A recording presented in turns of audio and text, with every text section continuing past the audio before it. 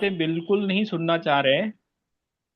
आज हम लोग वो बातें करेंगे जो बहुत कड़वी होंगी, क्योंकि ये कड़वी बातों को इकट्ठा करके एक दवा बनाने और एक गोली बनाने का प्रयास है, जिसके माध्यम से ये बीमारी सही रहे, इस बीमारी का इलाज हो पाए, उस पे हम लोग काम कर सकें। और उसका जो पहला चरण है कि जो हमारा बायलॉज बनेंगे, जो रूल रेगुलेशन बनेंगे, उसमें ये सब चीज़ें डाली जाएं। तो आज के जो चर्चा की शुरुआत है, मैं धनंजय जी से करूंगा, धनंजय सिंह जी से। धनंजय जी, आपने बड़ा लंबा अनुभव लिया है इन सब चीज़ों में। बताइए कि कोऑपरेटिव फेल ना हो, एफपीओ फेल ना हो, क्या क्या चीज़ें करनी चाहिए, क्या क्या चीज़ें होनी चाहिए, क्या क्या नियम होने चाहिए आपकी समझ के अनुसार। जी। कोई भी कोऑपरेटिव या एफपीओ चलता है उसके बोर्ड मेंबर के मतलब सही समझ की वजह से। हम्म। जब बोर्ड मेंबरों में अच्छी समझ होती है तो फिर उसके मतलब अगर और फिर दूसरा नियम ये होना चाहिए, उसकी नियमित बैठक होनी चाहिए। हम्म। नियमित बैठक हो। और फिर तीसरा हो कि व्यापार का जो आप मतलब उसका नाम देते हैं बिजनेस प्लान, बिजनेस प्लान सही हम्म। होना चाहिए। चौथा हम्म। है कि बिजनेस प्लान जैसा बना हो वैसा इम्प्लीमेंट मतलब उनका इम्प्लीमेंट भी होना चाहिए कि उससे व्यापार हो, व्यापार से कुछ पैसा मतलब का अर्जन हो, सभी जितने सदस्य हैं उनको मतलब उसमें काम मिले और काम का कुछ वाजिब दाम भी मिले। मतलब ये अगर ऐसा रहता है, कोई भी सोसाइटी हो या मतलब एफपीओ हो, तो सभी की रुचि बराबर बनी रहती है। और अगर बैठक नहीं होती है, सब जानकारी पारदर्शिता नहीं रहती है, तो पारदर्शिता की कमी में लोग एक दूसरे पे शंका करने लगते हैं और आगे जाके वो फिर टूटने कगार पे और या कुछ हटने के, या जो लोग काम करने वाले लोग हैं वो फिर अपना निजी काम करने चाहते हैं कि मतलब जब हम समूह में काम नहीं कर पा रहे हैं तो अलग से काम करें। जब हम ही को मेहनत करना है, सभी लोग मेहनत करें और सब लोग को फायदा हो, तो उसमें फिर ज्यादा अच्छा रहता है मीटिंग और उस पारदर्शिता जी। आ, करना चाहते हैं बाकी और लोग। कोऑपरेटिव फेल क्यों होती हैं?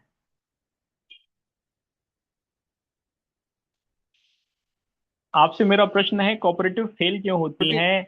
एफपीओ अपने लक्ष्य क्यों क्यों प्राप्त नहीं कर पाते, क्या कारण रहते हैं?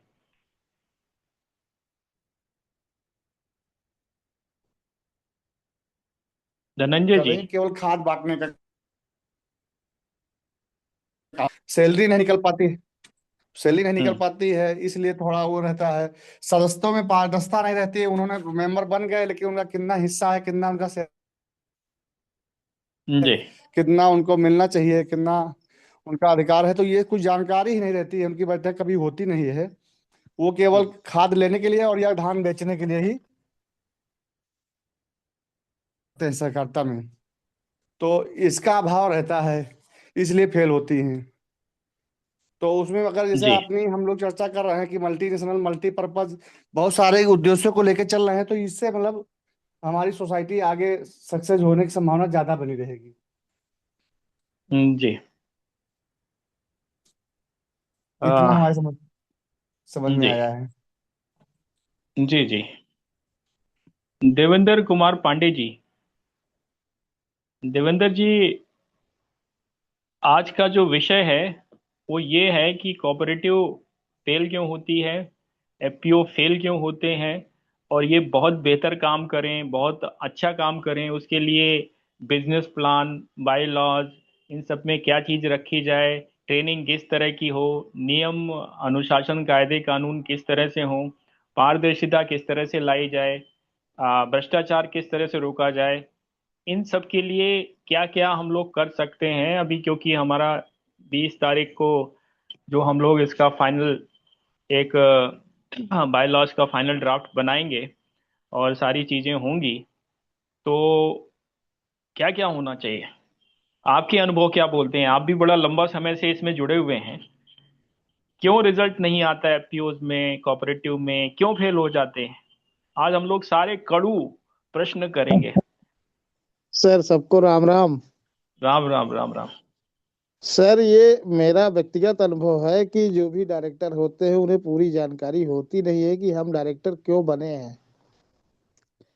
और बिना कोई सारे नियम जाने हुए किसी भी संगठन में जुड़ जाना, एक मुखौटा भर बन के रह जाता है इंसान। हम्म। जबकि ये कोऑपरेटिव की बातें हैं, ये कारपोरेट कंपनी एक्ट के अंतर्गत गठित कंपनी की बातें हैं। बहुत सारे लोगों को बहुत ज्यादा पता ही नहीं होता है, और जिनको पता होता है तो जिनको नहीं पता होता है वो गेम करके तब तक चले जाते हैं। बहुत सारी कंपनियों में ऐसे मेरे साथ भी हुआ है कि हमारे डायरेक्टर ने हमको जो है 1 करोड़ का नुकसान करा दिया, अन्यथा हमारा एपीयू बहुत आगे गया होता। तो अच्छा, ये सर, जो आपके आपके जो हेड हैं उसने नुकसान कराया, किसने नहीं नुकसान नहीं, कराया? हेड तो सर हेड हम्म। तो हम ही हैं, हम कंपनी के फाउंडर हम्म। मेंबर हैं, डायरेक्टर हैं। जी जी। जी लेकिन अब चूंकि हर काम तो मैं कर ही नहीं सकता, जी। जी। तो दूसरे पे विश्वास करना पड़ता है, और विश्वासघात अगर हो जाए तो हम्म। फिर तो कंपनी बैठ जाती है, और बैठ गई थी मेरी कंपनी। 2 लाख जी। जुर्माना दिया आरओसी को हमने। हम्म। ये कहिए कि हमारे एक मित्र हैं, उनका हमें स्नेह मिला, उनका सहयोग मिला। हमने ग्रामीण फाउंडेशन इंडिया, अमेरिका का एनजीओ है, वहां से हम्म। हमने उसके साथ काम किया। 2 प्रोजेक्ट हमने पूरे किए, मंडी 1 मंडी 2। हम्म। तो कहने का मतलब ये है सर कि डायरेक्टर बनाए इसीलिए जाते हैं प्रमोटर, कि उनको एक एक काम की पूरी जानकारी हो, कंपनी में हम्म। क्या होता है, कंपनी में अपना जिम्मेदारी समझना चाहिए, कंपनी के कंप्लायंस होते हैं उनको पूरा समय पे करना चाहिए। तो इन सब चीजों को, जहां तक मेरा व्यक्तिगत अनुभव है, क्योंकि जब इंसान को फल खट्टे लगते हैं तभी उसको अनुभव होता है कि फल खट्टे भी होते हैं। हम्म। तो मेरा अनुभव जो मुझे मिला, एफपीओ चलाना बगैर मार्केट लिंकेज या फंडिंग के संभव नहीं है सर। जी। अभी मेरा टर्नओवर समथिंग 20-22 लाख है। एक समय जी। मेरा टर्नओवर 80 लाख गया था। हम्म। अभी हम 10-15 लाख के, 20 लाख के अब घूम रहे हैं। हम्म। और फार्म मशीनरी बैंक के चक्कर में मेरा सिविल गड़बड़ हो गया, तो अब मुझे फाइनेंस कोई बैंक देने को तैयार नहीं है। फंड जी। कहाँ से आए? कंपनी के जो प्रोजेक्ट पड़े हुए हैं उनको हम हम्म। कहाँ, कैसे इम्प्लीमेंट करें सर, ये दिक्कत। जी। तो नियमों इसका। की जानकारी होना बहुत आवश्यक है जी सर। जी। जी। जी। तो ये आपका दर्द है, और ये आपका ही नहीं है, बहुत सारे लोगों का दर्द है ये। अभी गवर्नमेंट की स्कीम्स आती हैं, और स्कीम आने के बाद लोग उसमें लग जाते हैं। ट्रेनिंग होती नहीं है, समझ होती नहीं है, और टीम अच्छी नहीं मैं होती। सबसे दुख की बात है, तीन जिलों टीम में नहीं अच्छी। हम्म। 3 जिलों जी। में मैंने 3 एपीओ बनवाए हैं, जी। और सबको 4-4 लाख रुपए फंड दिलाया है। लेकिन जी। तीनों एपीओ का हाल वही है कि बस उनको लगता है कि सरकारी पैसा है और देना नहीं पड़ेगा, हम्म। मल्टी यूज ना करके पर्सनल यूज कर लिए, और एपीओ वहीं के जी। वहीं पड़े। तो ये सारे 90 मतलब परसेंट जो है एपीओ का यही हाल है। जो एपीओ दिख रहे हैं उनमें या तो पूरी नियमों की जानकारी है, या उनमें गुड गवर्नेंस है। तो उस आधार पे एपीओ सस्टेनेबल है, लेकिन 90% एपीओ फेल हो रहे हैं। हम्म। जी। अ, हमारे एक ये साथी जुड़े हुए हैं, महेंद्र प्रताप राणा जी। महेंद्र प्रताप राणा जी कहाँ से हैं? महेंद्र प्रताप राणा जी। महेंद्र प्रताप राणा जी। चलिए ठीक है, मैं म्यूट करता हूँ बहन जी को। ठीक। तो अब हमारे 20 के करीब साथी जुड़ चुके हैं आज एफपीओ के। और एफपीओ से आगे हम बढ़ते हैं, थोड़ा सा ये भी मैं क्लियर कर दूं कि कोऑपरेटिव जो है और एफपीओ, एफपीओ जो होता है, जो अंडर कंपनी एक्ट और सेक्शन 8 कंपनी के तहत बनता है, और जो कोऑपरेटिव बनती है अंडर रजिस्ट्रार बनती है, सेंट्रल या रजिस्ट्रार या जो हमारा डिस्ट्रिक्ट का रजिस्ट्रार होते हैं उसके माध्यम से बनती है। तो उसके कार्यप्रणाली में थोड़ी सी भिन्नता होती है, क्योंकि जब सेक्शन 8 के अंदर में रजिस्टर होती है तो आपको आरओसी जो होती है, रजिस्ट्रार ऑफ कंपनीज होती है, उसमें सारी रिपोर्टिंग होती है। और आरओसी की रिपोर्टिंग जो है वो थोड़ी सी डिफिकल्ट है, टफ है, उसके कंप्लाइंसेस बहुत ज़्यादा हैं। और अभी प्रोविज़न कुछ ऐसे हैं कि वो सब धान 12 परसेरी ही तौल रहे हैं। तो ऐसी स्थिति में एफपीओ वाले बेचारे पिस रहे हैं। और कुछ ऐसा एक पब्लिक परसेप्शन भी बना है, जिसकी वजह से एफपीओज पे बहुत सारी, जो गवर्नमेंट की तरफ से जिस तरीके से उनको सपोर्ट मिलना चाहिए वो नहीं मिल पा रहा है। कोऑपरेटिव में क्या है कि कोऑपरेटिव में अभी भी कई सारी लग्जरी हैं। आज भी 2 दिन पहले ही, 3 दिन पहले कुछ गवर्नमेंट का कुछ योजना आई, उसके बारे में भी धनंजय जी ने डाला। तो कोऑपरेटिव में क्या है कि कोऑपरेटिव में अगर एक पॉलिटिकल इंटरफेरेंस और ट्रेनिंग, और तीसरा जो है एक वो जो टीम की भावना है उसको जीवित रखा जाए, तो शायद बहुत सारी चीज़ों का समाधान निकाला जा सकता है। हमारे बीच में वो सारे साथी जिन्होंने कोऑपरेटिव एफपीओज में काम किया हुआ है, जुड़े हुए हैं, उन सबके अनुभव लिए जा रहे हैं और वो चीज़ें आज तलाशने की कोशिश की जा रही है जो सबसे ज़्यादा क्रिटिकल हैं, सबसे ज़्यादा किसी कोऑपरेटिव, किसी एफपीओ को किल करने के लिए जिम्मेदार होती हैं, और जिन पे सबसे ज़्यादा ध्यान रखना चाहिए, उन विषयों पर आज हम लोग चर्चा कर रहे हैं। तो मैं अन्य साथी को बुलाऊंगा। बारी बारी से पहले मैं गौरव ठाकुर जी को बुलाता हूँ। गौरव,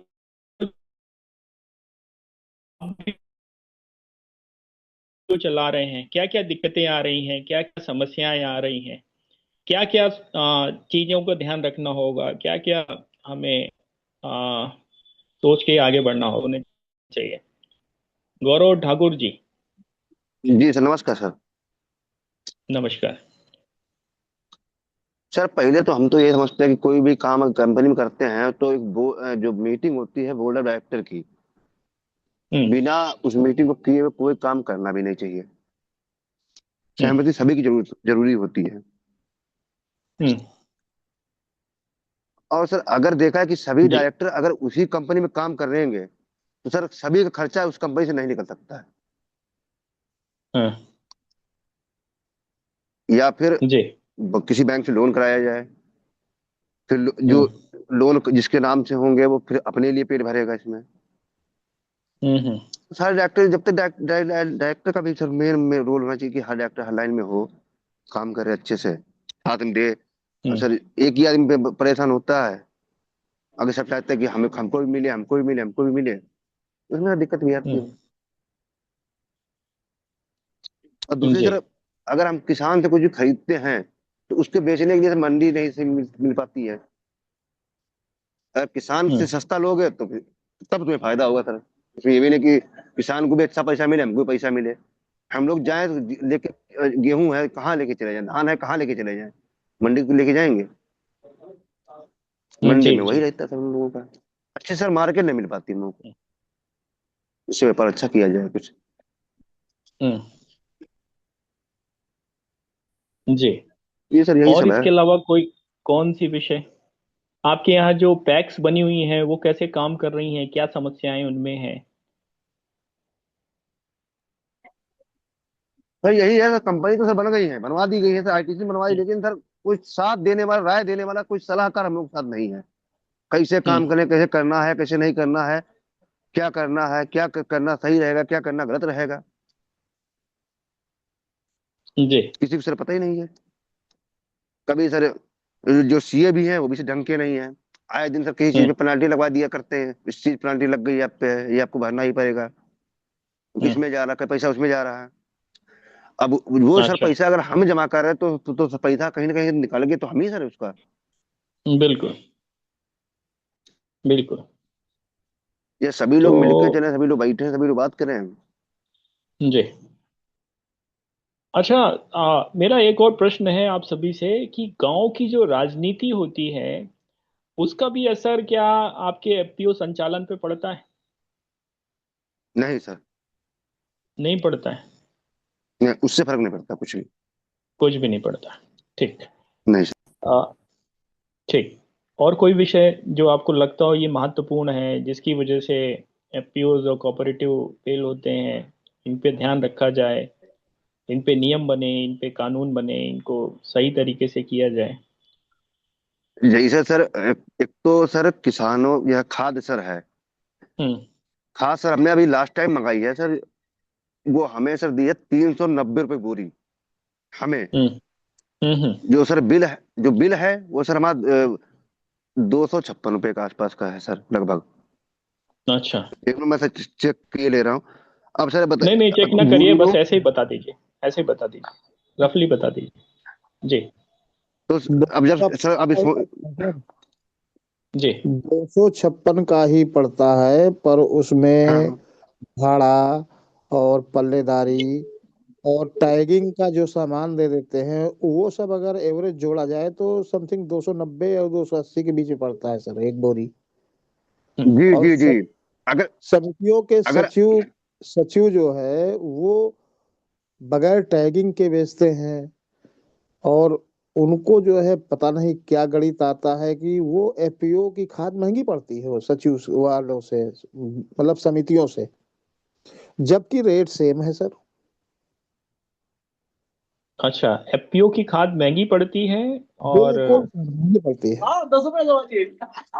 अच्छा। और टैगिंग करते हैं ये लोग, नैनो डीएपी है, नैनो यूरिया है, गवर्नमेंट कहती है ठीक है अपने हम्म। इच्छा पे लो, लेकिन ये लोग हर ट्रक में 2 बॉक्स 3 बॉक्स 1 बॉक्स रखवा देते हैं, और उसका पैसा आपको बताते नहीं है, वो प्रीपेड होता है, आपने खाद का पैसा दिया उसी में से। जी। और तो गवर्नमेंट ये कहती है सारी टैगिंग मत करो, सारे अधिकारी कहते हैं विसंगतियां हैं। टैगिंग मत गौरव जी, करो। अपने को म्यूट कर लीजिए, आपकी आवाज आ रही है। जी। तब जब आपका, जैसे मान लीजिए एक ट्रक में 6,000 रुपये बचता है, आपने हम्म। 5500 की नैनो डीएपी दे दी या नैनो यूरिया दे दी, 14,500 की डीएपी है, 24 बॉटल की बॉक्स है, और 5500 रुपये का मान के चलिए कि नैनो यूरिया है। अगर छह हम्म। हजार रुपये एक ट्रक में बच रहा है आपको, और 5500 का नैनो यूरिया ले लिया, फिर बचेगा क्या? एफपीओ के खर्चे कहाँ से चलेंगे, आप समझ लीजिए। जी जी। तो ये देखिए, गवर्नमेंट ने डिजिटली कर दिया है, जैसे ऑनलाइन सीधे पैसे अकाउंट में ले लेती है इफको। इफको या कोई भी कंपनी हो, हम्म। वो चूंकि सब्सिडी वाला उर्वरक है, यूरिया और डीएपी, तो गवर्नमेंट कहती है कि भाई हम सब्सिडी वाला यूरिया आपकी हम्म। जितनी जोत है, यानी किसान वही है, उस आधार पर देंगे किसानों को। और जी। सचिव लोग करते हैं क्या है कि अगर आप कुछ भी नहीं लाया आधार पे, आपका जो है बगैर आपका अंगूठा लगाए ओटीपी लिए यूरिया दे देते हैं किसान को, ले जाओ भाई, 10 बोरी अच्छा। 5 बोरी 50 20 बोरी दे देते हैं। अब हम्म। छोटा किसान जाता है आधार देता है, अगर वो एक बैग ले रहा है तो उसके आधार पे 3 बैग चढ़ा दिए। हम्म। अब वो हम्म। किसान को मालूम नहीं है कि कितने बैग चढ़ाए, अब सब्सिडी वाला उनको भी खारिज करना है। भाई अगर आपने किसी को दे दिया है 10 बैग, और उसका आधार हम्म। नहीं लिया है, आपने ऐसे दे दिया है, छोटा किसान गया 1 बीघे वाला, उस पे 3 बैग हम्म। यूरिया चढ़ा दिए।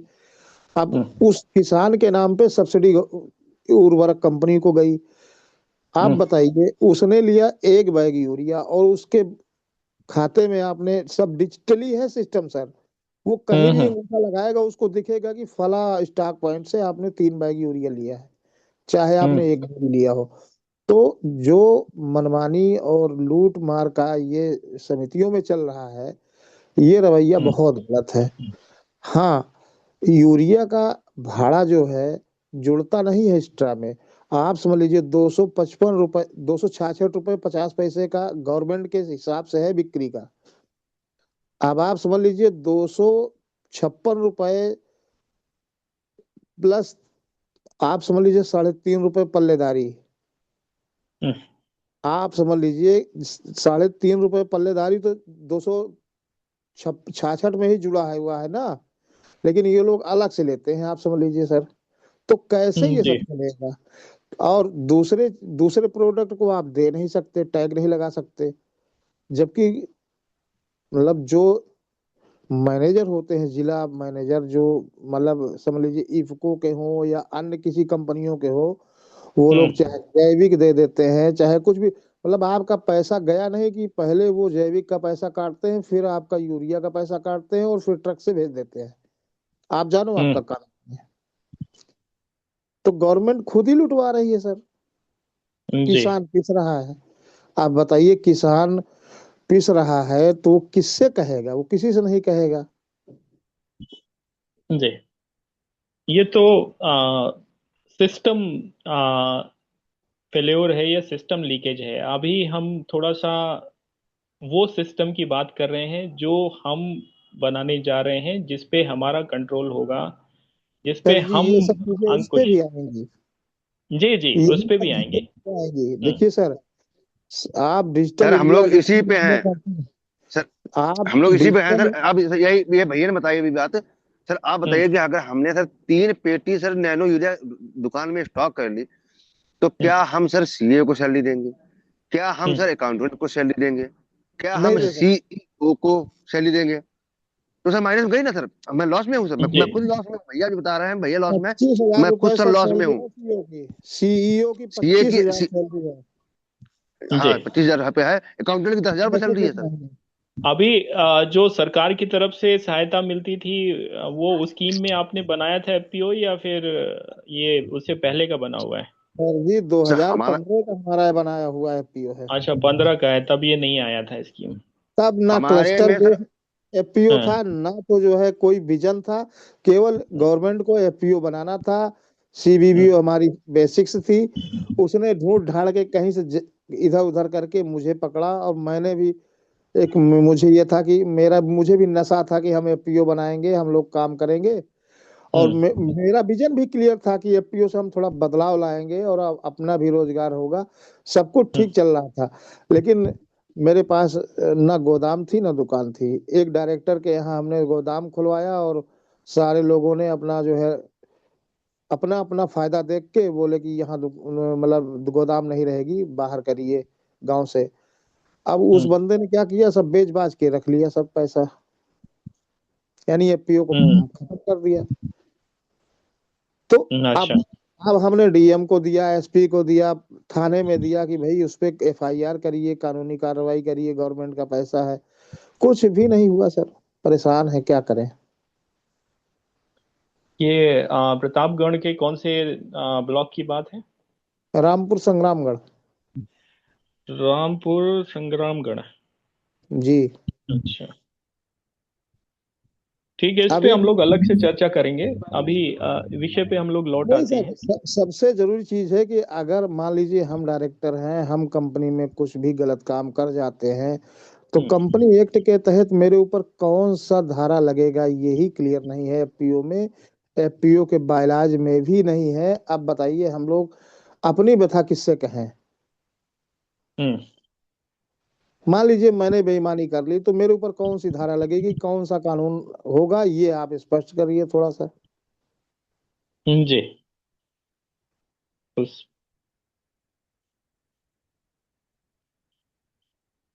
जी जी, ये एक बहुत महत्वपूर्ण प्रश्न आपने खड़ा किया है कि डायरेक्टर अगर कोई धोखाधड़ी करता है, गड़बड़ी करता है, तो उस पर क्या एक्शन है? नहीं क्या? नहीं, किस एक्ट में क्या, कौन सा एक्ट हम्म लगेगा? अगर हम मर्डर करते हम्म हैं तो 302 लगता है। अगर हम हम्म छेड़खानी करते हैं तो 373, 376 लगता है। अगर हम्म हमने कंपनी का या किसी किसी एक कारपोरेट कंपनी का, मान लीजिए एसबीआई बैंक है, एसबीआई बैंक का मैनेजर ने पूरा कैश ही गायब कर दिया, तो आप हम्म क्या करेंगे? कौन सा एक्ट लगेगा उस पे? 420 लगेगा, फ्रॉड लगेगा, डकैती लगेगी, क्या लगेगा सर? हम जाए हाँ तो हाँ, कहाँ जाए? हमने एसपी को इसमें दिया दो तीन तीन बार हम्म लिख के, हम्म कुछ भी कोई कार्रवाई नहीं होती। लखनऊ हमने भूमि सुधार निगम में दिया, जो हमारी मदर जो है एजेंसीज है, वहां भी गए तो बोले हमने लिख के दे दिया है, ये हमारे क्षेत्र में नहीं आता है। अब हम्म बताइए, मेरे पास लेटर नहीं तो सारे। आपके एफपीओ में कितने डायरेक्टर थे, कितने मेंबर थे? सर 12 डायरेक्टर थे, वो सॉरी, हम्म 8 डायरेक्टर और 5 प्रमोटर। तो एक ने गड़बड़ किया और एक गड़बड़ किया सर। बाकी लोगों ने उस पे, सभी ने साथ में मिलके ये एक्शन लिया या सिर्फ आप कई अकेले? बार सर, कई बार हम लोगों ने मीटिंग किया, बोला हाँ। देंगे पैसा देंगे, अब तो देखता भी है तो बोलता ही नहीं है, निकल जाता है। तो अच्छा, क्या तो आप करें? सभी लोगों ने उसके खिलाफ मिलके एफआईआर कराई या कराने की कोशिश हाँ, की? सारे लोगों ने कराने की कोशिश की। हाँ। तो ये जो है, इसमें तो बहुत सारी धाराएं लगती हैं। आप लोग पता नहीं क्यों नहीं कर पा रहे हैं, मुझे समझ नहीं आ रहा है। या उसके पीछे कोई उसको संरक्षण मिला हुआ है कहीं से? कुछ तो शायद बात शायद होगी। शायद संरक्षण संरक्षण मिला है। संरक्षण होगा उसका कोई, नहीं तो ऐसे नहीं हो सकता कि अब भाई अगर किसी अननोन को भी पकड़ के अगर हम उसको 20 लोग बोलते हैं कि इसने हमारे साथ 420 किया है, तो 420 की तो कम से कम लगी जाएगी। जी जी तो जी। अलग से बात करेंगे हम लोग, एक दो हम लोग लीगल एक्सपर्ट को भी ले लेंगे और जी बात करेंगे। हाँ। नहीं सर, ये ही चीजें आप जी। कोऑपरेटिव में भी या जो मल्टी बिल्कुल स्टेट बिल्कुल, मैं कोऑपरेटिव है एग्री, उन पर भी लागू होगा सर। एग्री एग्री, मैं एग्री करता हूँ। ये सारी चीजें इसीलिए तो हम लोग बात कर रहे हैं यहाँ पे, जी इसीलिए बात। देवदत्त गंगवार जी, आपने हाथ उठाया है। आप रखिए अपनी बात। सर विषय ये है। सभी को नमस्कार।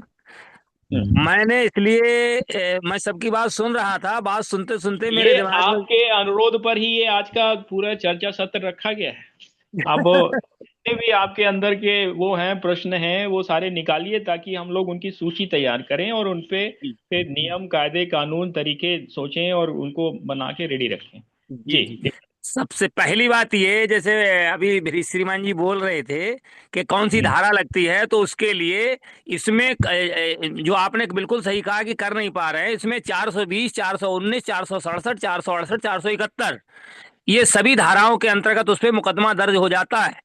कोई भी अगर कोई बैंक का कर्मचारी या सोसाइटी का कर्मचारी या कोई भी कर्मचारी इसमें अगर कोई गड़बड़ करता है तो तुरंत उस पर 420 की रिपोर्ट लिखी जाती है। और 420 अकेली नहीं लिखी जाती है, उसके साथ में 419, 467, 468, 471, ये सभी धाराएं उस पर लागू हो जाती हैं। और उसके तहत उसके लिए आजीवन कारावास तक की सजा है। सर जी, मैंने जिलाधिकारी कार्यालय में भी एप्लीकेशन दिया, जन सुनवाई बिल्कुल। में दिया। मैं मैं समझ रहा हूं आपकी बात। वहां पे कहीं भी उसको राजनीतिक संरक्षण मिला हुआ है, जो इस समय पार्टी में है। जैसे बीजेपी पार्टी है तो बीजेपी का संरक्षण होगा, अगर सपा में रहा होगा तो सपा का संरक्षण होगा। कोई भी राजनीतिक संरक्षण जब तक नहीं होता है तब तक उसका कुछ नहीं हो सकता। आज के समय में ये राजनीति इतनी बुरी हो गई है कि उसमें राजनीतिक संरक्षण हो रहा है। यही कहने के लिए मैं ये चाहता हूं कि राजनीति से अलग हटके और हम सरकार से अलग हटके कुछ ऐसा करना चाहें जो कि सरकार के भरोसे अगर करेंगे तो 100% हम भी उसी व्यवस्था में चले जाएंगे। उसी व्यवस्था के तहत हम कुछ को सुधार नहीं पाएंगे। अगर प्रधानमंत्री पद पे हमको बैठा दिया जाए तो हम भी वही करेंगे जो प्रधानमंत्री इस समय कर रहे हैं। ये व्यवस्था खराब है, तो इस व्यवस्था से अलग हटके हमें कुछ करना होगा। हम लोग ऐसा कुछ काम करें। सब लोग एक्सपर्ट बैठे हुए हैं, मुझसे ज्यादा जानकार लोग बैठे हुए हैं। आज मैं अपने मन की उद्गार निकाल रहा हूं कि अगर हम सरकार के साथ मिलकर के कोई भी काम करते हैं। अब चुनाव की बात कर रहे हैं, जैसे सोसाइटी में जब चुनाव होता है तो सोसाइटी में चुनाव करते समय सबसे पहले उनका जो राजनीतिक संरक्षण होता है वो सबसे पहले अपना एक एक्सपर्ट भेज देते हैं चुनाव कराने के लिए। और वहां पे क्या होता है, वहां पे वो अपने ही बंदे को वहां पर डायरेक्टर बना के बैठा देते हैं। और वो डायरेक्टर जो उनका हो जाता है तो वो चाहे कुछ भी घपला करता रहे, कुछ भी करता रहे, ना तो उस पर रिपोर्ट होती है, ना हम उसका कुछ कर पाते हैं, ना मतलब कुछ भी नहीं कर पाते हैं हम उसका। जब कोई राजनीतिक संरक्षण रहता है तो हम कुछ नहीं कर पाते हैं। बस यही कहना था मुझे। धन्यवाद। जी। तो यहाँ से दो बातें निकल के आ रही हैं कि एक तो सरकार से हटके हमको करना है, और दूसरा ये है कि जो सरकारी राजनीतिक संरक्षण वाला व्यक्ति होता है वो अपने पहुंच का गलत बेजा इस्तेमाल करके चुनाव में धांधलेबाजी करता है और करा सकता है। जी जी, बिल्कुल बिल्कुल बिल्कुल, जी। 100%, इसमें कोई दो राय नहीं। हम्म, हाँ। जी। तो अब इसका समाधान क्या हो सकता है?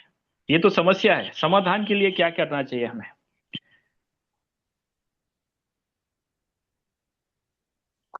है कि समाधान में हम सभी लोगों को बैठ के ईमानदार व्यक्ति को चुनना चाहिए। जैसे हम इसमें ग्रुप में जितने जुड़े हुए हैं, मेरी नॉलेज में इस ग्रुप में शायद अभी तक मुझे कोई मतलब गलत आदमी दिखा नहीं है। इस ग्रुप में जितने भी लोग जुड़े हैं वो सब अच्छे लोग हैं, वो कुछ करना चाहते हैं समाज के लिए, देश के लिए, और कुछ भी समाज के लिए, मतलब हम लोग कुछ अच्छा करना चाहते हैं। इस ग्रुप में जितने भी लोग हैं और जितने लोग अब तक आए हैं, मैंने अब तक 106 नंबर नोट किए हैं मोबाइल पे, उस पे कॉपी पे, डायरी में अपने जी 106 नंबर नोट किए हैं अब तक। उन जी 106 लोगों में किसी का नंबर बंद जा रहा है, किसी का नहीं मिल पा रहा है, किसी से बात नहीं हो पा रही। मैं कोशिश कर रहा हूं कि ये सब अच्छे अच्छे लोग हैं, तो अच्छे अच्छे लोगों की ये सूची तैयार हो रही है। ये जी सब पूरा ग्रुप अच्छे लोगों का है, और ये अच्छे लोग मिलकर के सरकार से अलग हट के अगर कोई अच्छा काम कर लेंगे तो सरकार एक पैरेलल सरकार हो जाएगी हमारी। जैसे हम कोऑपरेटिव बना रहे हैं, कोऑपरेटिव एक पैरेलल कोऑपरेटिव बन रही है। ये सरकार से कोई मतलब नहीं, सरकार से केवल रजिस्ट्रेशन ले लीजिएगा, और हम्म, सरकार से लेने के बाद जैसे होता है, प्राइवेट स्कूल में मनाते हैं, प्राइवेट जी। स्कूल आपकी आवाज में कट रही हम है, आपकी आवाज सरकार से ब्रेक हो रही है। मान्यता ले लेते जी हैं। सिग्नल जा रहे होंगे, सिग्नल चले जाते हैं मेरे यहाँ। जी जी जी। अब आ रही है क्या? हाँ तो अब आ रही है, हमारे यहाँ अब आ रही अर्बन है। कोऑपरेटिव बैंक है।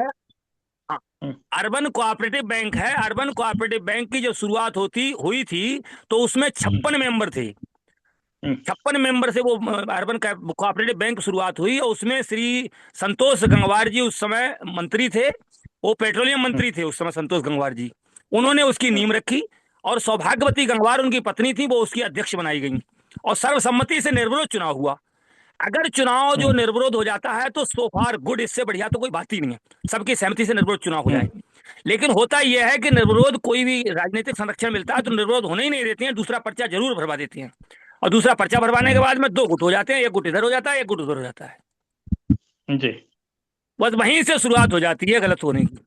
और जब निर्विरोध इलेक्शन हो जाता है, निर्विरोध सबकी सहमति से होता है, तो उसमें ये नियम रख दिया जाए। जी। आपकी आवाज फिर चली गई, बहुत अच्छी बात बता रहे हैं आप।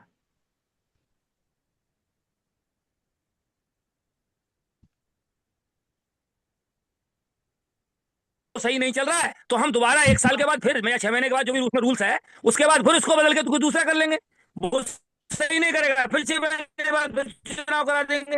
वो तो ये प्रक्रिया है, प्रक्रिया सतत प्रक्रिया है, वो तो चलती रहती है। एक बार फिर से बोलिए, लेकिन अगर पिछले वो जीत आधा के आता मिनट। है, देवदत्त जी, जब देवदत्त सब जी, सबके मतों से जीत के आता है, सब वोटिंग से जीत के आता है। देवदत्त जी, पिछले 1 मिनट में जो भी बोला है एक जी बार फिर जी से रिपीट करिए जी संक्षेप में, आप चली गई थी, फिर से बोलिए। जी। क्या मेरी आवाज आ रही है? हाँ अब आ रही है। निर्विरोध चुनाव के बारे में बता रहे थे, क्या प्रक्रिया होनी चाहिए। अच्छा अच्छा। मेरा कहना यह है कि हम लोग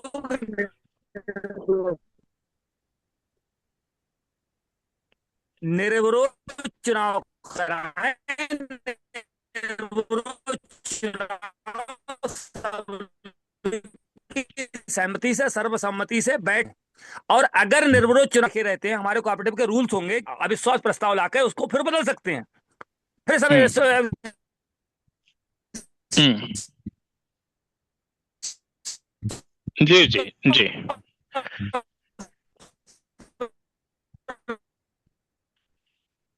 ठीक है, आपकी आवाज चली गई है, अभी हम दूसरे साथी को बुलाते हैं, बाद में विस्तार से हम फोन पे बात करेंगे, ठीक। अभी आपकी आवाज बार बार ठीक ठीक, ब्रेक ओके। हो रही है। जी। हमारे बीच में महिला सालिग्राम पुत्रा जी का नाम आ रहा है। ये कहाँ से जुड़े हुए हैं, आप बताएं थोड़ा सा, मैं और आज। जी मैं जयपुर राजस्थान से हूँ। जी जी जी। मेरा एक मानना है कि अगर एफपीओ जो काम कर रहे हैं ना, तो हाँ, एक दूसरे एफपीओ के उनके कार्यों की जानकारी होनी चाहिए। हम्म, दूसरी, जैसे अपन ये खाद इसकी तरफ से तो खैर कर ही रहे हैं, इसके साथ में अपन एक जैसे कोई प्रोसेसिंग यूनिट खोले ना, तो उसमें क्या है कि अपन माल जैसे गेहूं है, गेहूं का अगर थोली दड़िया या आटा पीस करके या कोई भी प्रोसेसिंग करके दे रहे, जैसे मिर्ची है, मिर्ची को 150 रुपए किलो सूखी मिर्ची, लाल मिर्च बिक रही है, और अपन उसको अपन दुकानदार से 300 रुपए किलो लेकर के पीसे के बाद में लेकर के आते हैं। तो अपने इसमें एफपीओ का अगर प्रोसेसिंग यूनिट खोली जाए ना, तो सबसे ज्यादा बेनिफिट मतलब जी जी मिलेगा, जी जी और जी एफपीओ बिल्कुल भी अच्छा चलेगा। जैसे जी तेल की है, सरसों 58 रुपए किलो मिल रही है, तो जैसे एफपीओ को कोई सरकार से या बैंक से लोन मिले और वो प्रोसेसिंग यूनिट खोले, तो उसमें एक तो 5-10 आदमियों को रोजगार भी मिलेगा। एफपीओ के जो कहते हैं डायरेक्टर हमारे को, हम क्या करें, तो एक रोजगार भी मिलेगा, दोनों काम होंगे। तो मेरा एक मानना है, इस विषय में जी थोड़ा सा आप प्रकाश डालें। जी जी अभी अभी हम लोग केवल और केवल वो प्रश्न पे बात कर रहे हैं जिसकी वजह से कोई कोऑपरेटिव, कोई एफपीओ फेल हो जाता है, सफल नहीं होता, जिसकी वजह से उसमें चलने में दिक्कतें आती हैं, वो प्रश्नों पर हम लोग बात कर रहे हैं। भ्रष्टाचार कैसे रोका जाए, पारदर्शिता कैसे बढ़ाई जाए, अच्छा चुनाव धांधली कैसे रोकी जाए, ये सारे विषय हैं आज के हमारे। अच्छा। तो ये विषय पे हम लोग चर्चा करते रहते हैं। आप ध्यान से सुनते रहिए, आपको सारी चीज़ों को जानकारी मिलती रहेगी।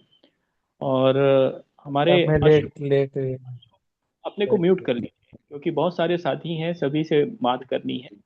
अशोक सुधाकर जी, ठीक आदरणीय अशोक सुधाकर जी, आप तो सरकारी विभाग से हैं, आपके क्या अनुभव हैं, क्या क्या चीजें हमें सावधानी बरतनी चाहिए, और क्या क्या किया जा सकता है अभी हमारे बायलॉज में, रूल्स में, बिजनेस प्लान को लेके, डायरेक्टर ट्रेनिंग को लेकर, इंटरनल जो हमारी डिसिप्लिन है उसको लेकर। अशोक सुधाकर जी।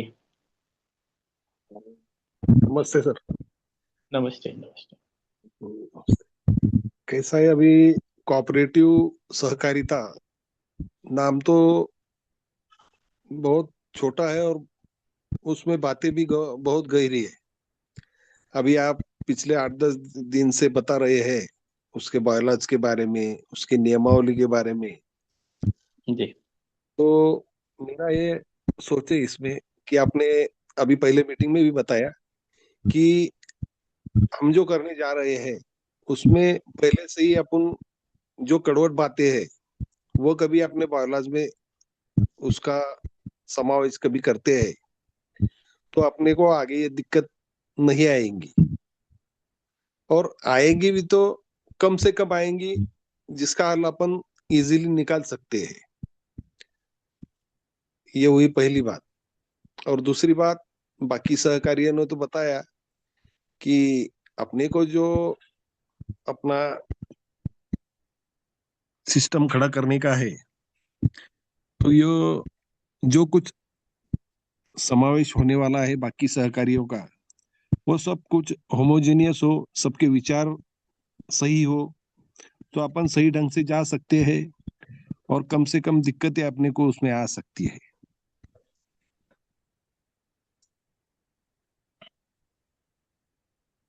जी। सर तो ये विचार के आदान प्रदान के लिए ही हम लोग आज बैठे हुए हैं।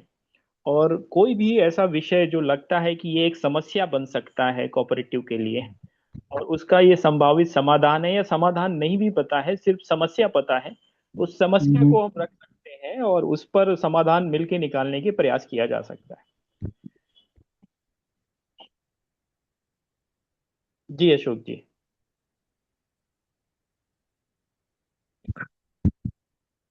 हाँ ना जी सर। दलजीत, तो जहाँ हाँ जी जहाँ तक मेरा ये सुझाव है आप लोगों को जी कि एफपीओ और कोऑपरेटिव में बहुत ज्यादा फर्क नहीं है, मालूम क्योंकि है। कंपनी एक्ट में ही दोनों का रजिस्ट्रेशन होता है। हाँ होता है।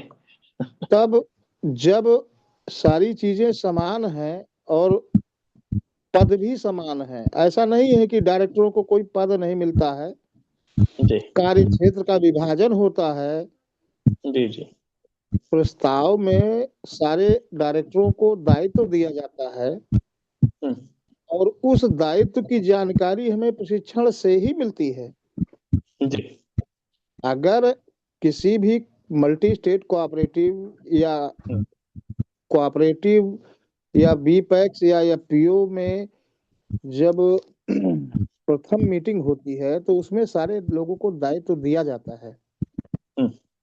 अगर हम सही से दायित्व, देखिए कहीं ना कहीं ऐसा नहीं है कि गलती नहीं होती है, गलतियां होती हैं, ऐसा नहीं है। सभी लोग मतलब पढ़े लिखे लोगों से भी गलतियां हो जाती हैं। लेकिन जहां तक मेरा ये सुझाव है कि अगर आप ट्रेनिंग में वो सारी चीजें फिजिकली या मेंटली बताई जाए तो बहुत सारी चीजें एकदम क्लियर हो जाती है। देखिए कोई भी अधिकारी, कोई भी विभाग को आप देख लीजिए, उनको ट्रेनिंग ही मिलती है। प्रशिक्षण ऐसी चीज है जो मतलब किसी भी व्यक्ति को निखार सकता है, उसकी जी। जिम्मेदारियों को बढ़ा सकता है, उसके अधिकार उसको पता हो जाते हैं। जब हमें सारे अधिकार पता हो जाते हैं और कहीं गलतियां होती हैं तभी हम उसका दुरुपयोग करते हैं। जी। जी। तो सारी चीजें अगर, देखिए सर, किसी भी चीज के लिए प्रशिक्षण अति आवश्यक है।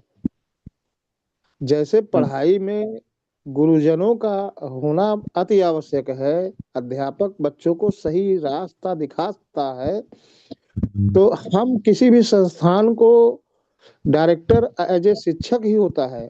सारे किसान तो डायरेक्टर हो नहीं जाते हैं। जी। तो किसानों के हित किन चीजों में निहित है, ये भी बहुत बड़ी चीज है। और हमें उस चीज को प्रशिक्षण में एक्सप्लेन करना है, बताना है आपका दायित्व क्या है, फिर उसके नुकसान क्या है, आप क्या करके फंस सकते हैं। एक कंपनी या एक सोसाइटी किस प्रकार सफल हो सकती है। ऐसा नहीं है कि सारे लोग गलत ही हो जाते हैं, कहीं ना कहीं कोई ना कोई संस्थान बहुत अच्छा कर जाता है। आप सह्याद्री एपीओ महाराष्ट्र में है, उसका आप उदाहरण लीजिए, या सेल्फ मेड जो एक कुछ एपीओ हैं वो बहुत अच्छा कर रहे हैं, या सेल्फ में किसान भी बहुत अच्छा कर रहे हैं, ऐसा नहीं है। तो हम लोगों को ये, जैसे एक शिक्षक बच्चों को पढ़ाकर ट्रेन करता है, उसकी परीक्षा लेता है, उसके परिणाम आते हैं, तो हमें भी डायरेक्टरों को, निदेशकों को ट्रेनिंग देकर उनकी अधिकारों को बता के उनको जागरूक करना पड़ेगा। बिना एजुकेशन के सर कोई भी संस्थान सफल नहीं हो सकता है। जी। बिल्कुल सही बात रखी है आपने। तो ट्रेनिंग जो है, ट्रेनिंग सबसे मोस्ट है, जी। महत्वपूर्ण है। अब इसी ट्रेनिंग और अनुशासन पे ब्रिगेडियर साहब बोलेंगे। ब्रिगेडियर साहब। जी, नमस्ते सभी को। नमस्ते। इसमें मेरा, इन लोगों ने बहुत अच्छी अच्छी बात की, उनका बहुत अच्छा अनुभव है।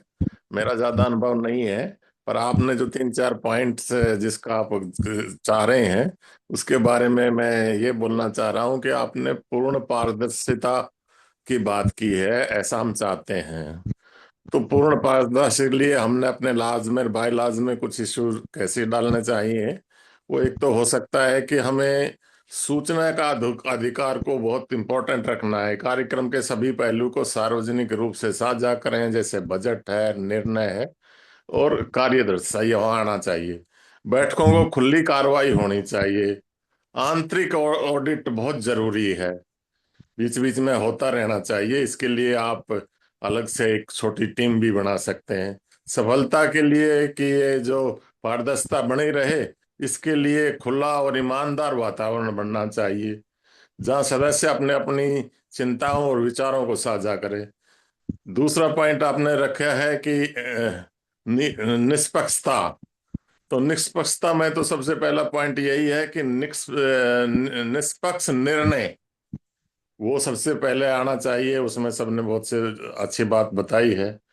और समान अवसर, ये भी हमने बायलाज में आना चाहिए। संघर्ष समाधान भी होना चाहिए, आपस में बातचीत हो जाए तो उनको भी संभलना चाहिए। इसकी सफलता के लिए, निष्पक्षता की सफलता के लिए तो यह है कि मजबूत और स्वतंत्र शिकायत निवारण तंत्र जरूरी है, तो वो आपने एक सॉर्ट ऑफ टीम में रहना चाहिए। अब तीसरा पॉइंट आपने मेन जिक्र चाहते हो आप कि भ्रष्टाचार मुक्त।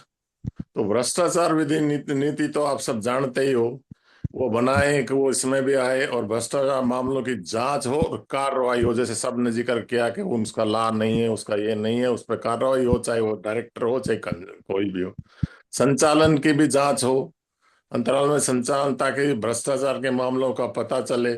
शिकायत निवारण बहुत जरूरी है, उसके लिए भी हम कैसे डालें बायलाज में सफलता के इसको सुधारने के लिए भ्रष्टाचार को, तो एक मजबूत और स्वतंत्र जांच एजेंसी इसका पार्ट हो जो इंटरनल भी कर सके।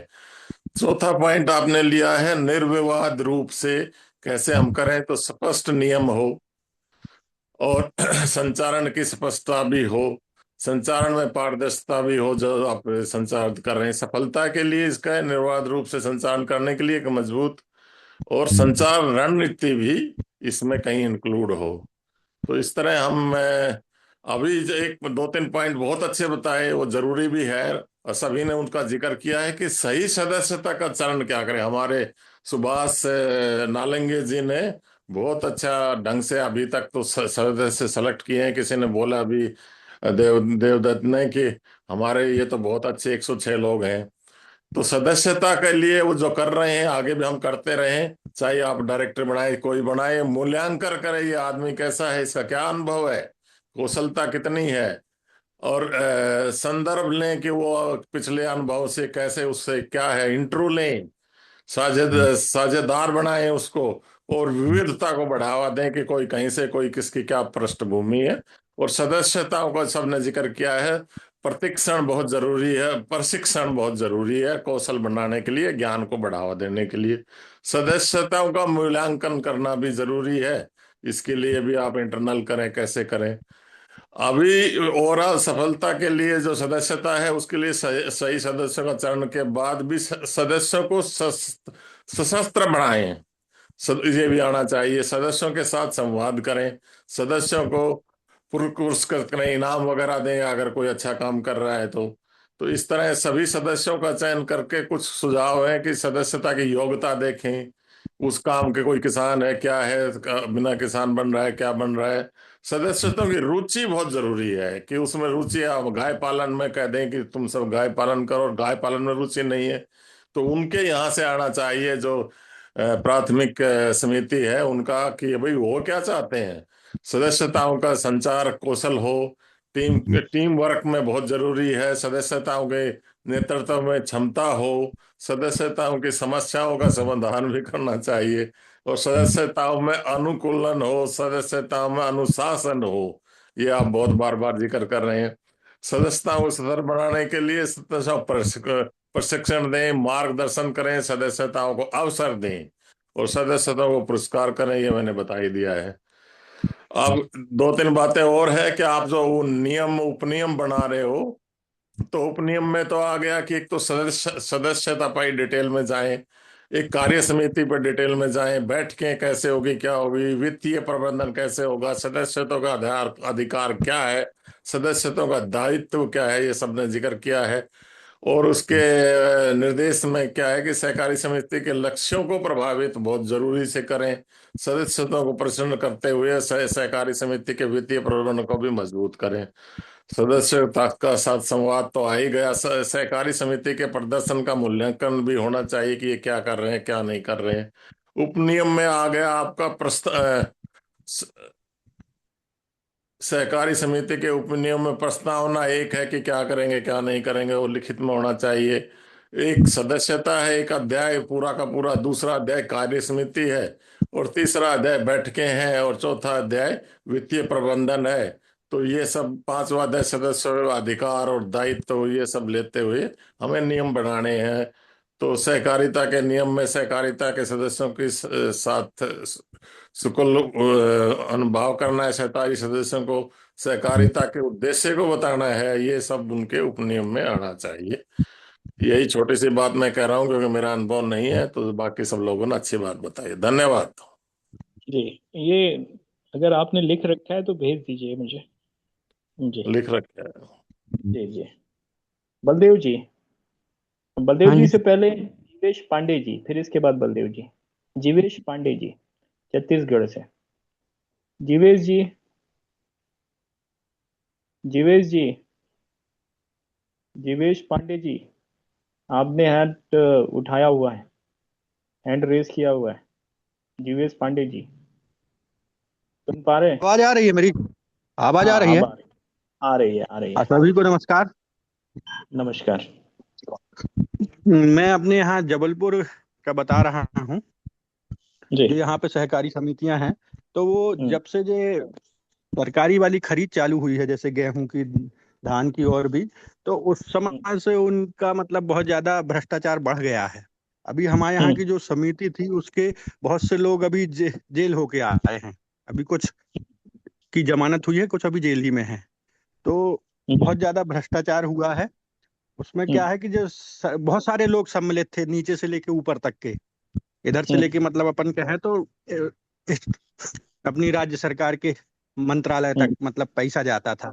लेकिन जब फंसे जी, तो वो लोग जो समिति वाले हैं, केवल वो लोग हम्म, जैसे कंप्यूटर ऑपरेटर है या जो भी उसका हम्म, प्रबंधक है, ये दो तीन लोगों को उनने फंसा के और वो सब हम्म, बच गए। और पैसा मतलब सब लोगों ने खाया। तो अच्छा। ऐसा इधर पे मतलब केवल काफी समितियों में वही अभी जो जांच चल रही है, तो बहुत हम्म, बहुत ज्यादा भ्रष्टाचार है इधर पे। अच्छा, ये सरकारी योजनाओं पे गड़बड़ी करके और प्रॉफिट कमा रहे थे, हाँ? हाँ हाँ हाँ, जो जो अपनी खरीदी हाँ, होती है, जैसे अब अभी जो धान निकला, तो धान की खरीदी सरकार कर रही है समर्थन मूल्य पे। तो उसमें जे मतलब तुलाई का पैसा भी आता है, ऊपर से सब कुछ आता है, तो वो खाई जाते हैं। वो किसान खुद देता है। उसके बाद भी किसान से ऊपर से कमीशन लेते हैं, 50 रुपए कुंटल, 100 रुपए कुंटल, जैसा किसान है। और अभी अभी इस बार तो थोड़ा ठीक है, नहीं तो पूरा व्यापारी लोग मतलब सब जगह कब्जा किए हुए थे, वही किसान से खरीद लेते थे। मान लो समर्थन हम्म, मूल्य 2400 रुपए है, तो वो किसान से हम्म, 1800 2000 रुपए में खरीद लिए और उसी के खाते में भेज दिए पैसे, और उससे हम्म, बाकी पैसे ले लेते हैं। तो इस टाइप का मतलब, हम्म, हाँ, बड़ा गिरोह सक्रिय था। हम्म, अब धीरे धीरे कार्रवाई हो रही है, लेकिन अभी भी मतलब वही ढर रहा है अभी पे भी। मतलब जैसे अभी हमारे बाजू वाले किसान हैं, उनने अभी ले गए थे हम लोग इधर वेयर हाउस, धान वहीं पे तुलाई होती थी, तो हम्म, उनसे भी 100 रुपए कुंटल मतलब चार्ज लिया है किसान से। और अच्छा। सरकार का ये है कि किसान, और बड़े बड़े पोस्टर लटका के रखे हैं सरकार ने कि किसान से एक भी पैसा नहीं लेगा, कोई व्यापारी का काम नहीं, केवल किसान का काम होगा, ये है वो है। वो सब मतलब हम्म, कागजी तौर पे हवा हवाई टाइप का काम रहता है, और ऐसा चल रहा है इस तरफ। जी जी। तो ये जो सरकारी स्कीमों में ये जो समितियां घुस जाती हैं और वो इस तरह के। नहीं, वो सरकारी ही समिति है, हाँ। जी, समझ गया मैं। ठीक। जी। तो उनको एक एक ये भी विषय है कि सरकारी आ, उसमें हमें जाना है या नहीं जाना है, तो उसका एक समाधान पहले ही हम लोगों ने पहले दिन से इस कार्यक्रम में बनाया हुआ है कि हाँ, तो असरकारी वो जरूर, असरकारी। हाँ, हाँ, वो जरूर उसको अपने बायलॉज में, आज जो भी नियम उपनियम बने उसमें शामिल करें कि भैया सरकार का मतलब ज्यादा सहयोग लेना बड़ा गड़बड़ हो जाता है, फिर ज्यादा हस्तक्षेप हो जाता है उनका। जी जी। तो हमारे सरकारी। जी। तो अब बलदेव जी, बलदेव जी। हाँ जी, हाँ जी। सभी नमस्कार। अब ये जो चर्चा चल रही थी कि कोविड सेक्टर में जो भ्रष्टाचार हो रहा है और इसमें तो काफ़ी घपलाबाजी हो रही है। तो हमने भी देखा कि यहाँ, जैसे हमारे यहाँ ब्लॉक में जो यहाँ कोविड सेक्टर हैं, उसमें जो सेक्रेटरी होता है, सेक्रेटरी, और जो मतलब जो कोविड सेक्टर का स्टोर होता है, जहाँ से डिपो, जहाँ से अनाज वगैरह मिलता है, वो आपस में मिल करके मतलब घपला करते हैं। होता क्या कि जो सदस्य बनते हैं वो एक्टिव तो होते नहीं है, सदस्य बन जाते हैं, उसके बाद पूछता कोई नहीं है। और जो मतलब ब्लॉक अधिकारी और वो कोऑपरेटिव सोसाइटी का जो सेक्रेटरी होता है, आपस में मिलकर बाजी करते हैं। तो ये मतलब इसको कैसे रोका जाए, तो इतना आसान काम नहीं है। क्योंकि लोग जो है ना सदस्य तो बन जाते हैं परंतु एक्टिव होते नहीं है, इस कारण से सारी गड़बड़ चलती है। अब इसको, ये तो इतना आसान काम नहीं है। अब ये मैंने देखा है कि यहाँ बीपीएल के लगभग 100 लोग बीपीएल के हैं, तो बीपीएल को जो अनाज मिलता है वो देते नहीं है, उस अनाज को बेच लेते हैं, बेच देते हैं। और ब्लॉक का अधिकारी और कोऑपरेटिव सोसाइटी का जो सेक्रेटरी होता है वो आपस में मिलकर के पैसे, मैंने देखा यहाँ एक लड़का, गद्दियों का लड़का है, उसने 2 साल में ही मल्टी स्टोरी बिल्डिंग बना ली। तो अब ये इतना आसान काम नहीं है भाई साहब। कोऑपरेटिव सोसाइटी हम बना तो रहे हैं, परंतु इस कोऑपरेटिव सोसाइटी में जब तक सक्रिय लोग नहीं होंगे तब तक ये यहाँ भी वही हाल हो सकता है। तो अब इस बारे में सारा विचार करिए कैसे इसको ठीक किया जाए और हमारी कोऑपरेटिव सोसाइटी जो ठीक ठाक चले और इसका लाभ आम समाज को हो। इसके लिए सक्रियता बड़ी जरूरी है और प्रामाणिक लोग होने चाहिए। केवल मात्र अपने स्वार्थ शुद्ध करने वाले जो लोग हैं ना, वो तो ना कोऑपरेटिव सोसाइटी का भला करेंगे ना समाज का भला करेंगे। तो अब इसको बड़े जांच परख के ही करके लेनी चाहिए। और जो सदस्य बने उनके लिए कोई नियमावली भी निर्धारित की जानी चाहिए कि केवल मात्र सदस्य बन के और उसके बाद कुछ नहीं किया। तो एक नियमावली होनी चाहिए, जो उन नियमों का पालन करेगा वो सदस्य बनेगा। ऐसा मेरा विचार है। जी। बहुत महत्वपूर्ण बातें आपने रखी हैं। मैं सारी चीजें नोट करता जा रहा हूँ और इस पे हम लोग एक पूरा एक पेपर तैयार करेंगे और वो सभी को भेजा जाएगा। हमारे में और भी बहुत सारे वरिष्ठ साथी जुड़े हुए हैं।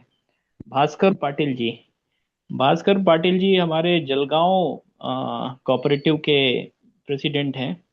भास्कर पाटिल जी, आप बताइए क्या होना चाहिए, क्या क्या चीजें हमें सावधानियां बरतनी हैं, कैसे भ्रष्टाचार रोका जाए, कैसे पारदर्शिता बढ़ाई जाए, कैसे सदस्यों का को सक्रिय रखा जाए, कैसे सारी चीजें व्यवस्थित रहें, कैसे ट्रेनिंग सुचारू रूप से हो, इस पे बताइए भास्कर जी, भास्कर पाटिल जी। हाँ अभिषेक जी, जी सभी को प्रणाम। प्रणाम। आप प्रामाणिकता जो बात अभी महसूस हो रही है कि मैनेजमेंट का जो काम रहेगा वो सब प्रामाणिक आदमी वहाँ पे हमने देने को चाहिए। तो इसके लिए जो हमारे सभासद रहते हैं, सभासदों में से चुन करके जो लोग आते हैं, हमारे जो मैनेजमेंट के लोग हैं वो सभासद चुन के देते हैं। तो वो सभासदों का प्रशिक्षण पर दुर्लक्ष्य रहता है, उनका कोई प्रशिक्षण वगैरह कोई होता नहीं। मुझे ऐसा लगता है उसको हम लोक शिक्षण भी बोल सकते हैं। तो उसकी बहुत ज्यादा जरूरत होती है। नहीं तो लोग जात पर या तो रिश्तेदार पर, यानी हमारे जो नजदीकी है, हमारे गांव वाले हैं, ऐसा ये इन बातों को ज्यादा ज्यादा महत्व दे देते हैं और उनको ही चुन देते हैं। हालांकि उनको मालूम है कि ये आदमी कैसा है, ये कैसा काम करेगा, ऐसा फिर भी उनको चुन के देते हैं। हमने उनको बताना चाहिए कि हमारा सबसे गहरा नाता जो है वो प्रैक्टिकल में, व्यवहार में तो हमारा गहरा नाता तो पैसों से ही है, उससे ही हमारा काम चलता है। उसके लिए हमारे जो मैनेजमेंट के लोग हैं वो कैसे चुन के देने को होना, किस बातों के प्रभाव में नहीं आने को होना, इसके लिए हमने उनको अवगत कराना चाहिए ज्यादा। यानी उस पर भर, क्या बोलते हैं हम, एम्फसाइज करने को चाहिए इसके संदर्भ में। उसके बाद में जनरल मीटिंग जब होती तो जनरल मीटिंग एक दिन की रहती है। कभी कभी ऐसा होता है कि जो मैनेजमेंट के लोग हैं उनको ही ऐसा लगता है कि इसमें गड़बड़ी हो, लोग जो है लोगों में वो कुछ भी खाना पीना या इसको शुरुआत कर देते, लोग इधर उधर हो जाते। या तो फिर जो यानी उनको जो चाहिए वही ठहराव मंजूर कैसे होगा, इनका वो ज्यादा करके देखते हैं। सामने के बाजू में उनके लोग बिठा देते हैं और दूसरों को बोलने नहीं देते। तो उसमें ऐसा कुछ तो भी प्रावधान होना चाहिए कि एक तो कोऑपरेटिव के भी लोग, एडमिनिस्ट्रेशन के लोग जो है वो वहाँ पे होना चाहिए। पुलिस वालों का भी एक दो आदमी अगर होगा तो वही वो भी अच्छा रहेगा उसमें, यानी कोई भी अपनी बात रख सकता है। और वहाँ पे डिसिप्लिन का बहुत अभाव रहता है जनरल मीटिंग में। और जनरल मीटिंग पहले जो हम अहवाल देते हैं तो उसके संदर्भ में भी बहुत सा, यानी कुछ लोगों को वो समझता नहीं है। तो वो अभी उस पर भी सोच होना चाहिए कि अगर बड़ी सोसाइटी हो, गांव गांव में जाकर उनको हमको कैसे बताए, जनरल मीटिंग में कैसे भाग ले। और जनरल मीटिंग में एक आदमी बोलता है तो बाकी लोगों ने सुनना चाहिए, तो ये सभी के सभी बातें करने को लग जाते हैं। अध्यक्ष जो रहता है उसका भी कोई सुनता नहीं है। यानी ऐसा जो है कि मैनेजमेंट के लोग भी ऐसा ही चाहते हैं कि गड़बड़ी हो, और गड़बड़ी होने के बाद में हम हमारे जो ठहराव है वो मंजूर हो जाए। तो उसके संदर्भ में भी जो आपके बहुत सारे लोग हैं वो उन्होंने इस पर भी ख्याल देने को चाहिए, ऐसा मुझे लगता। अगर जनरल मीटिंग एक दिन में पूरी नहीं होती होगी तो उसके लिए दूसरे दिन का भी प्रावधान रखना चाहिए।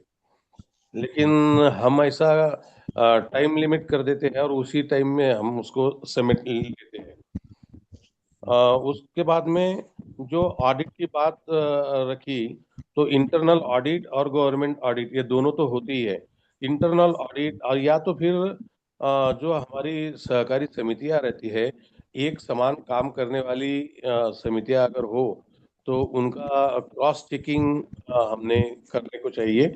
ये समिति उनका क्रॉस चेकिंग करेगी, वो समिति अलग का चेकिंग करेगी। ऐसा अगर हो सकता है, फिजिबल अगर होगा तो वो करना चाहिए।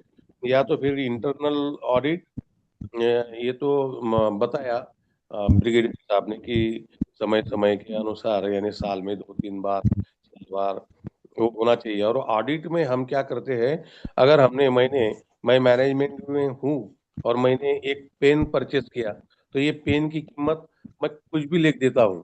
वो पेन वो ऑडिटर दिखता नहीं, और उसकी कीमत वो सही है या नहीं है, या तो फिर वो किस ढंग से उन्होंने वो परचेस किया, ये कुछ वो देखते नहीं।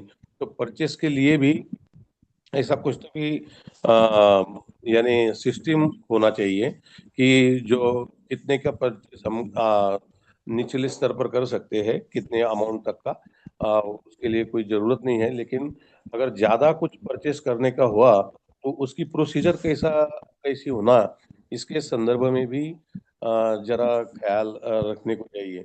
नहीं तो बहुत सारी सोसाइटियों में जो ऑडिटर रहते वो ऑडिटर आते और उनको सब लेन देन होने के बाद में वो सब ठीक हो जाता। अगर उनको लेन देन नहीं हुआ तो फिर वो बार बार कैसे कुछ तो भी निकालते रहते।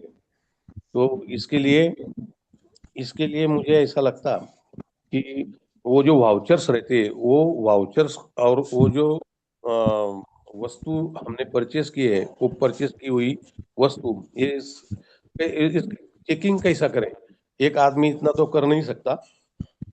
तो फिर इसके लिए क्या सिस्टम होना, इसके संदर्भ में आप जरा देखेंगे तो अच्छा रहेगा।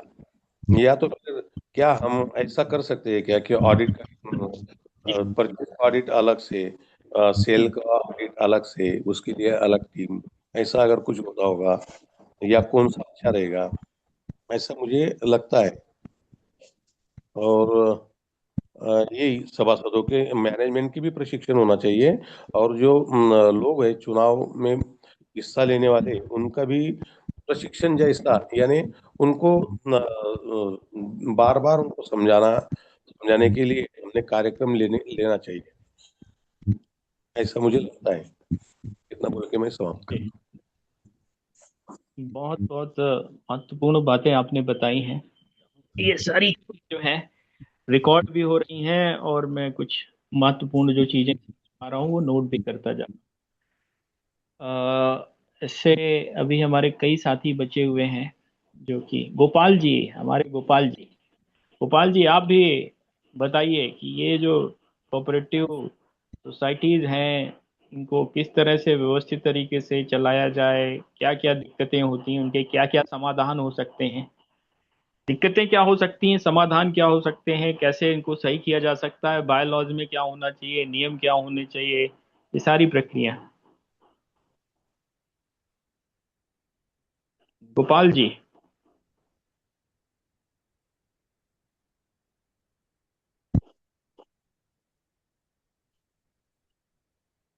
गुड्डू सिंह जी। गुड्डू सिंह जी। देव शंकर। अभिषेक जी, जी जी हाँ। एक बात और बोलना था मुझे। जी जी बोलिए। सोसाइटी का जो यानी जो व्याप रहता है, यानी संख्या रहता है, या तो सभासदों की संख्या जो रहती, वो अगर कम रही तो वो अच्छा रहेगा, ऐसा मुझे लगता। क्योंकि ये ज्यादा जब सभासद रहते हैं तो उन पर गलत ढंग से प्रभाव डाल के ये पैसा ज्यादा रखने वाले लोग, ज्यादा खर्चा करने वाले लोग, वो वहां पे चुन करके आ जाते हैं। और अगर थोड़ा सा या तो फिर उनमें फिर कैसा वो ये यानी मर्यादा आती है उसके लिए। फिर हम बोलते ही इधर की प्रामाणिक लोगों को हमने चुन के देने को ना, लेकिन वो तो हमारे हाथ में तो है नहीं। तो इसके लिए छोटी छोटी अगर शक्तियाँ होगी तो उनका कारोबार अच्छा चलेगा, ऐसा मुझे लगता है। जी। इसमें एक प्रोविजन होता है कि एसोसिएट मेंबर होता है। तो एसोसिएट मेंबर क्या होता है कि उसको वोटिंग का पावर नहीं होता है। तो एसोसिएट मेंबर के तौर पर जोड़ा जा सकता है और वो साथ में रहेगा, पैसे भी लेगा, शेयर भी लेगा, लेकिन वोटिंग का पावर नहीं होगा। तो ये प्रक्रिया अपनाई जा सकती है। हाँ जी। ठीक है। बाद में आचरण अच्छा हुआ, काम अच्छा कर रहा है तो उसको मेन मेंबर में ले लिया जाएगा। इस तरह से करेंगे हम लोग। हाँ जी। अन्य साथी गुमान सिंह जी, आ, गुमरेज सिंह जी, आ, जय अग्नोत्री जी, कुलदीप जी, महेंद्र प्रताप राणा जी, रूपाली गायकवाड़ मैडम। हाँ सर जी, नमस्ते सभी को, प्रणाम मेरा। नमस्ते। नमस्ते। सर, मुझे ज्यादा तो जानकारी नहीं है, लेकिन मैं कुछ बातें बता सकती हूँ।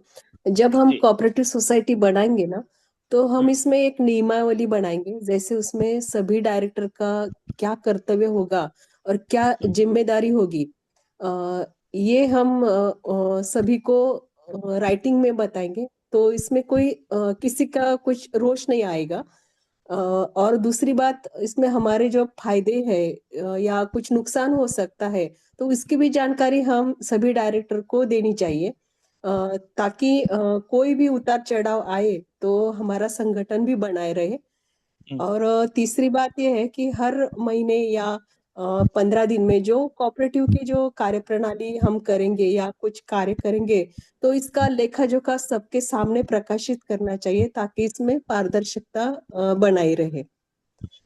तो मुझे लगता है ऐसे जब होगा तो उसमें सभी का संगठन बनाए रहेगा और जी हमारा जी कार्य अच्छे से चलेगा। बिल्कुल। विनोद सिहाग जी, पंजाब वाले शर्मा जी, राजेंद्र प्रसाद जी। विनोद सिहाग जी, शर्मा जी, राजेंद्र सिहाग जी। समय 9:26 हो गया है। हम 10 बजे तक भी बात कर सकते हैं, अगर आप लोगों की प्रश्न और आपके विचार आते रहे तो। विनोद सिहाग जी। हाँ, नमस्कार जी सभी को। नमस्कार। देखिए, मुझे अब ज्यादा अनुभव नहीं है, लेकिन जो चर्चाएं जो सुनी, तो मुझे वो ठीक ही लग रही है। अभी इसमें मेरा तरफ से अलग से कोई सुझाव नहीं है। ब्रिगेडियर साहब ने भी दिए हैं और अभी रूपाली जी ने दिए हैं, और पाटिल साहब ने बहुत से सवाल जो है, समस्याएं और समाधान दोनों बता दिए हैं। जी। तो मुझे लगता है कि जो चीजें हुई है, जो चर्चा है, बहुत अच्छी चर्चा हुई है, और सभी को बहुत बहुत साधुवाद। धन्यवाद जी। शर्मा जी, पंजाब से, पंजाब वाले शर्मा जी, राजेंद्र प्रसाद जी, शर्मा जी, शर्मा जी। शर्मा जी, आप सुन पा रहे? नहीं सुन पा रहे। राजेंद्र प्रसाद जी, कोई अन्य साथी? क्योंकि 9:28 हो गया है। कोई भी साथी, अगर कोई विषय छूट रहा हो तो उसमें बोल सकता है, और रिकॉर्डिंग भी है, और मैं नोट भी कर रहा हूँ।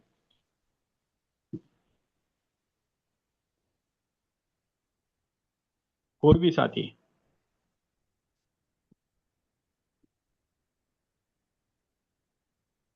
अलका दीदी, दीपक जी, दीपक अग्रवाल जी, जी भाई साहब नमस्कार। नमस्कार जी। मैं भाई साहब काफी दिनों से इस विषय को लेके एक अपने क्षेत्र में सर्वे कर रहा था, और जिसका रिजल्ट जो निकल के आया सामने मेरे, मैं हाँ, उसको आपके समक्ष रख रहा हूँ। जी मैंने जी अपने क्षेत्र में इस विषय को लेके सर्वे किया और पाया कि लोग अब तो ना किसी पे भरोसा कर रहे हैं और ना कुछ करना चाहते हैं। वो सिर्फ जिस हाल में है उसी में रहना चाहते हैं। हाल में क्या फायदा है तुरंत, उसमें ज्यादा रुचि रखते हैं। ये सर्वे निकल के आया। फिर भी मैंने कल 11 तारीख को 12 बजे अपने पंचायत में एक आम सभा का आयोजन किया है, और सरपंच महोदय को इसमें शामिल किया गया है। और ग्राम विकास कोऑपरेटिव ये सहकारी समितियों को लेकर हम एक विस्तृत चर्चा कल करने वाले हैं। जी। अब बताइए हम किस प्रकार से इसमें हम आगे बढ़े, और जिस प्रकार से हमारी जो इतने दिनों से हम आप मेहनत कर रहे हैं, इसको जमीनी जी, स्तर पर उतारें। ये हमारा सर्वे निकल के आया। देखिए, आपका जो विषय है इसमें समाधान यही है कि आप वहाँ पे आपने मीटिंग बुलाई ली है, कल मीटिंग हो रही है, तो मेरा ये रहेगा कि जो ग्राम स्वराज है उस पर आप बात करिएगा, संविधान का 73वां संशोधन और 11वीं अनुसूची पे बात करिएगा, और आप बात करिएगा सहकारिता जो है, जो कि एक मौलिक अधिकार है, उस पे बात करिएगा। और ग्राम जो स्वराज जो है, ये 11वीं अनुसूची है, और जो ग्राम स्वराज का जो पावर मिला हुआ है उसको सहकारिता से जोड़ने की बात करिएगा, क्योंकि दोनों ही संवैधानिक संविधान प्रदत्त अधिकार हैं, तो उनको जोड़ने की बात करिएगा। और मेरे पास एक्ट का वो नहीं है, कॉपी नहीं है, जो मध्य प्रदेश शासन का पंचायती राज एक्ट है, और उसका नवीनतम प्रति अगर कहीं से मिल जाए तो उसमें देख के बताया जा सकता है कि कौन वो बिंदु हो सकते हैं जिस पे आपको हिट करना है, क्योंकि अगर वहाँ सरकारी अधिकारी हैं तो फिर कानूनन तौर पे बात करनी होगी, और कोई भी बात ऐसी नहीं होनी चाहिए जिस किसी को बुरी लगे, लेकिन संविधान सम्मत हो, ये जरूर होना चाहिए। तो ये ध्यान में रख के आपको बात करनी है, और कोशिश ये करना है कि लोग सहकारिता की तरफ आए, और सहकारिता की तरफ आने के लिए पैक्स बनाया जाए, जिसके लिए मैंने आपके प्रधान जी से पहले भी बात किया था। अगर वो नहीं बनाने की स्थिति में है तो हम बना के आपको देंगे, आप लोगों को वो करो, हम बना के आपको देते हैं, सभी लोग मिलके बनाएंगे और काम किया जाएगा। ठीक? जी तो जी, कोई अन्य साथी? क्योंकि 9:31 हो चुका है, मैं आग्रह करूंगा किसी का भी कोई किसी तरह का प्रश्न रह गया हो तो वो कर सकता है अभी भी 2-4 मिनट में। मैं सभी से अनुरोध कर रहा हूँ, नहीं तो ये जो मैंने नोट किया है और जो हमारे पास रिकॉर्डिंग है ये अवेलेबल हो जाएगी आप सभी को, आप उसको देख सकते हैं, सुन सकते हैं, और ये जो हमारे बायलॉज बनेंगे इनमें ये जो बिंदु निकल के आए हैं, महत्वपूर्ण बिंदु निकल के आए, इनका कुछ ना कुछ समाधान जरूर निकाला जाएगा। और इसका ये जो पॉइंट्स बने हैं ये ये भी आपको भेजे जाएंगे सभी को। आप सभी लोग जो लोग पहली बार जुड़े हैं वो अपना नंबर जरूर डाल दें चैट बॉक्स में, ताकि आपको सूचनाएं दी जा सके। और नाम, नंबर और जिला, ये 3 चीजें लिख दीजिएगा, और हम लोग वो आपको उपलब्ध करा देंगे। कोई भी साथी अभी अभी हमारे पास मिनट है। जी अभिषेक जी, जी। मैं थोड़ा सा और बोलता हूँ, कोई नहीं बोल रहा तो। आपने सब जगह जिक्र हुआ नियम तोड़ने वालों के लिए क्या प्रावधान होना चाहिए इसमें। हम्म। तो नियम तोड़ने वालों का सबसे पहले तो चेतावनी है। हम्म। यदि कोई सदस्य नियम को तोड़ता है तो उसे पहले तो चेतावनी दी जाए समिति की तरफ से। फिर दूसरा जुर्माना है, कितना जुर्माना हो डिसाइड किया जाए। फिर उसकी सदस्यता रद्द भी की जा सकती है और कार्य समिति इस पर कार्रवाई करे और इसकी सहकारिता समिति की बैठक में चर्चा हो। इसके नियम तोड़ने की शिकायत और जांच, ये दोनों भी विषय है। और निर्णय समिति ले और अपील करना चाहे तो जिसके अगेंस्ट अननेसेसरी ऐसा शिकायत होगी तो उसको वो अपील भी सदस्य इस पहले तो इसी को करेगा, समिति को ही। नियम तोड़ने के लिए हम उदाहरण है कि सदस्यता निशुल्क सदस्यता ने मान लो किसी सदस्य ने शुल्क नहीं दिया तो 100 रुपये जुर्माने के साथ उसको जमा कराने के लिए बताया जाए। यदि कोई सहकारी समिति के नियमों को बार बार तोड़ता है तो उसकी सदस्यता रद्द कर दी जाए। यदि कोई सदस्य सहकारी समिति के वित्तीय विवरणों को गलत तरीके से उपयोग करता है तो उसे 500 रुपये पहले बार जुर्माना लगाया जाए। तो इस तरह का प्रोविजन भी आपने डालने पड़ेंगे। धन्यवाद। जी जी। तो इसके लिए एक अनुशासन समिति बनाई जाएगी जो वरिष्ठ प्रतिष्ठित लोगों की होगी, जो मतलब निष्पक्ष तरीके से प्रारंभिक स्तर पर ही इन सब पे वो कर पाए।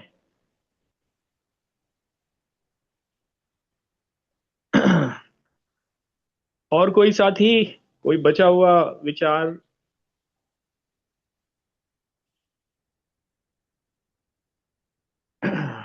चलिए, अब समय हो चुका है। सभी साथियों ने बहुत महत्वपूर्ण बिंदु बताए और इन पे हम लोग काम करके और इनको अपने बायलॉज में जहाँ पे भी ये फिट हो सकेंगे वहाँ फिट किया जाएगा और सारी चीज़ें आपको सूचित की जाएंगी। जो नए साथी जुड़े हैं वो अपना नंबर डाल सकते हैं चैट बॉक्स में, हम लोग उनको भी वो करेंगे, सूचित करेंगे, सूचनाएं देंगे। और बाकी कल मिलते हैं। आज की चर्चा बहुत ही सार्थक रही और सभी की सहभागिता रही। ये शायद सहकारिता आधारित चर्चा थी। तो सभी को बहुत बहुत धन्यवाद। कल मिलेंगे। शुभ रात्रि। शुभ रात्रि सर।